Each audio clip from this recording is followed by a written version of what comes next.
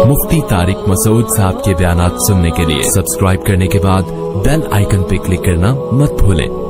जज़ाकल्लाह। तो कुरान ये चाहता है कि इंसान बाहम मोहब्बत से रहें, आपस में उनमें जंगो जिदाल ना हो। जैसे वालिदैन ये चाहते हैं कि हम हमारी औलादों में आपस में मोहब्बत हो, तो खालिक हदीस में आता है अल-खल्क़ु इयालुल्लाह, ये जो मखलूक है ना ये ऐसे ही है जैसे अल्लाह का खानदान होता है कोई।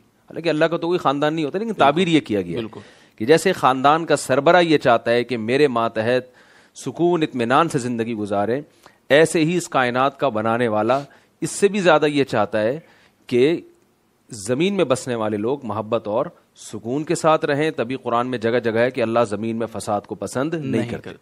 ठीक है। तो अब इस्लाम की ये जामियत है कि उसने महज एक हुक्म दे के छोड़ नहीं दिया कि आपस में मोहब्बत से रहो, बल्कि वो तमाम चीज़ें जो आपस में नफरत पैदा करने का जरिया बनती हैं और हैं भी वो गलत, जी, तो वो तमाम चीज़ों पे पाबंदी लगाई है। ठीक है। तो नफरत पैदा करने का जो सबसे बड़ा जरिया है, और आज भी हमारे यहाँ जो नफरतें हैं, आप देखें जो लड़ाइयाँ हुई हैं, मुल्क में जिस किस्म की लड़ाइयाँ हुई हैं और दुनिया में जो फसादात हो रहे हैं, उनके पीछे कौम परस्ती है जी। तो इसलिए कुरान ने इसको जड़ से काटा कि कोई कौम किसी कौम का मजाक ना उड़ाए।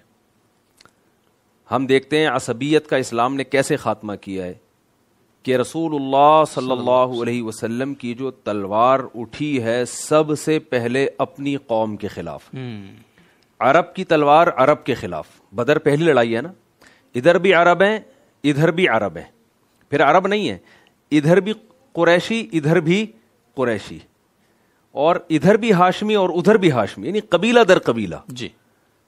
तो इससे पता चलता है कि इस्लाम कौम परस्ती के जो नारा है ना उसको जड़ से ही, इस्लाम की अगर जंग है तो नजरियात की, आपका मेरा इख्तलाफ है तो नजरियात का है। सही। मैं पठान या मैं मुहाजिर या मैं पंजाबी, इस बेस पे लड़ने की बुनियाद ही नहीं है इस्लाम। मोहब्बत भी अल्लाह के लिए, नफरत भी अल्लाह के लिए। बेस मजबूत होनी चाहिए। अगर आप मोहब्बत कर रहे हैं उसकी बेस मजबूत, और नफरत की बेस भी कोई बुनियाद, इसको बेस नहीं मानता इस्लाम। ठीक है। तो अब चूंकि लड़ाइयाँ होती हैं कौमियों में, सबसे पहली जो चीज़ फसाद का सबब बनती है वो ये कि आप अपने आप को ऊंचा साबित करने की कोशिश करें और दूसरे को नीचा, उससे उसके जज्बात मजरू होते हैं।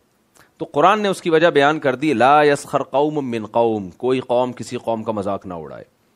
अब देखें अल्लाह ताला के पहले अल्लाह ने एक हुक्म दिया कि फसाद ना हो ज़मीन में, उस हुक्म पे चलाने के लिए हमें ये बताया गया कि आपस की लड़ाइयाँ जरिया बनती हैं जी। अब उस लड़ाई से रोकने के लिए कुरान ने कहा मजाक ना उड़ाओ।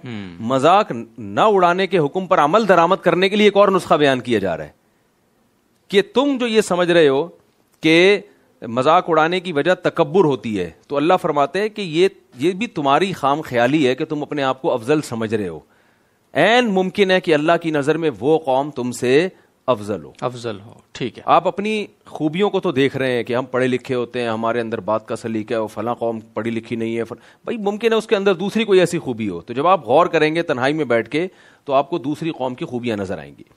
तो इसी बेस पे अल्लाह ताला ने फरमाया कि आसा अन यकूनु खैरम मिन्हु। तो बड़ा बेहतरीन नुस्खा है कि आप किसी कौम के बारे में जब गौर करते हैं, फिक्र करते हैं, आपको उसकी खामियां आपके सामने आती हैं, तो कुरान ने कहा कि थोड़ी देर गौर फिक्र करके देखो तो बहुत सी तुम्हारे अंदर ऐसी खामियां हैं जो उनमें नहीं है, और उनमें ऐसी खूबियां हैं जो आप तुम में नहीं है। ठीक है।